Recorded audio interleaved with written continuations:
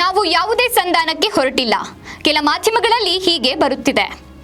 ಈ ರೀತಿ ಸುದ್ದಿ ಹಬ್ಬಿಸಬೇಡಿ ಎಂದು ಚಿತ್ರದುರ್ಗದ ರೇಣುಕಾಸ್ವಾಮಿ ತಂದೆ ಶಿವನಗೌಡ ಮನವಿ ಮಾಡಿದ್ರು. ನಮ್ಮ ಕುಟುಂಬ ಕೊಲ್ಯಾಪ್ಸ್ ಆಗಿದೆ. ಬಹಳಷ್ಟು ನೋವು ಅನುಭವಿಸಿದ್ದೇವೆ. ವಯಸ್ಸಾದ ನಮ್ಮನ್ನ ನೋಡಿಕೊಳ್ಳುವವರು ಯಾರಿಲ್ಲ. ನನ್ನ ಸೊಸೆಗೊಂದು ಕಾಯಂ ನೌಕರಿ ಕೊಡಬೇಕು. ತಪ್ಪಿತಸ್ಥರು ಯಾರೆಂದು ನಮಗೆ ಗೊತ್ತಿಲ್ಲ. ಯಾರಾದರೂ ಆಗಲಿ ಶಿಕ್ಷೆಯಾಗಬೇಕು ಎಂದು ಒತ್ತಾಯಿಸಿದರು. ನಾನೇನು ಸಂಧಾನ ಹೊಂಟಿದ್ದೀವಿ ಅನ್ನೋ ಪ್ರತಿಕ್ರಿಯೆ ಬಂದಿದೆ. ಅದು ದೊಡ್ಡ ತಪ್ಪು. ನಾವು ಅದ್ರ ಹತ್ರ ಎಂತೂ ಯೋಚನೆ ಮಾಡಿಲ್ಲ.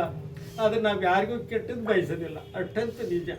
ನಾವು ಸರ್ಕಾರ ಕಾನೂನು ಏನಾಗುತ್ತೆ ಅದಕ್ಕೆ ನಾವು ಭದ್ರಾಗಿರ್ತೀವಿ. ನಮ್ಮ ಮಗನಿಗೆ ನ್ಯಾಯ ಸಿಗಬೇಕು. ಅವನು ನಂದು ನಾನು ಎಷ್ಟು ಕಿರ್ಚಾಡಿದ್ದಾನೆ, ನೋವು ಮಾಡಿದ್ದಾನೆ, ಅದನ್ನು ಕರಳು ನಮ್ಗೆ ಕಿತ್ತು ಬರ್ತಾ ಇದೆ. ಆ ಒಂದು ದೃಷ್ಟಿಯಲ್ಲಿ ನಾವು ಎಲ್ಲರಿಗೂ ನಿಮ್ಗೆಲ್ಲರಿಗೂ ಮನವಿ ಮಾಡ್ಕೊಳ್ಳೋದ್ರಿಂದ ಆ ರೀತಿ ಸುದ್ದಿಗಳನ್ನು ಹಬ್ಬಿಸ್ಬಿಡ್ರಿ. ನಾವು ನಿಜವಾಗ್ಲೂ ಭಾಳ ನೊಂದ್ಕೊಂಡಿದ್ವಿ. ನಮ್ಮ ಮನೆತನ ಕೊಲ್ಯಾಪ್ಸ್ ಆಗಿದೆ. ನನ್ನ ತಾಯಿಗೆ ನೋಡ್ರಿ 98 ವರ್ಷ, ಅವ್ರಿಗೆ ಬೆಡ್ ಸೋರ್ ಆಗಿದೆ. ದಿನ ನೋಡ್ಕೊಂತಿದ್ದ, ದಿನ ಆಂಟಿಬಯೋಟಿಕ್ಕು ಬ್ಯಾಂಡೇಜ್ ಎಲ್ಲ ಮಾಡಿಸ್ತಾಯಿದ್ದ. ಈಗ ಮಾಡ್ಕೊಳೋರು ಯಾರಿದ್ದಾರೆ? ನಮಗೆ ಯಾರಿಲ್ಲ. ಅಂಥ ಪರಿಸ್ಥಿತಿಯಲ್ಲಿ ಇದ್ದೀವಿ. ದಯಮಾಡಿ ಎಲ್ಲರೂ ನಮ್ಗೆ ಸಹಕಾರ ಕೊಡ್ರಿ. ಸರ್ಕಾರ ವಿನಂತಿ ಮಾಡ್ತೀನಿ, ನಮ್ಮ ಸೊಸೆಗೆ ಒಂದು ಖಾಯಂ ನೌಕರಿ ಕೊಡಲಿ. ತಪ್ಪಿತಸ್ಥರು ಯಾರಂತ ನಮಗೆ ಗೊತ್ತಿಲ್ಲ.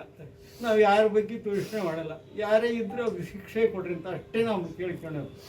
ನಮ್ಮ ಮಗನಿಗೆ ಶಾಂತಿ ಸಿಗಬೇಕಾದ್ರೆ, ಆಗ ಇವ್ರಿಗೆ ನ್ಯಾಯ ಸಿಗಬೇಕಂದ್ರೆ ಅವ್ರಿಗೆ ಶಿಕ್ಷೆ ಆಗಬೇಕಂತ ನಂದು ಅಭಿಪ್ರಾಯ ಸರ್. ನಾನು ಇಷ್ಟು ಮಾತ್ರ ಹೇಳಬಲ್ಲೆ.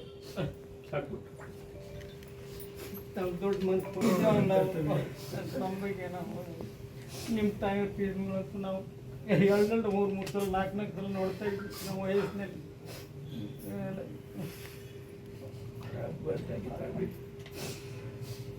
ದೊಡ್ಡ ಮನಸ್ಸು ಮಾಡಿ ದೊಡ್ಡ ಮನಸ್ಸು ಬಂದಿರಿ. ಅವ್ರಿಗೆಲ್ಲ ಗೊತ್ತಿರೋ ವಿಚಾರ ಅನಿಸುತ್ತೆ.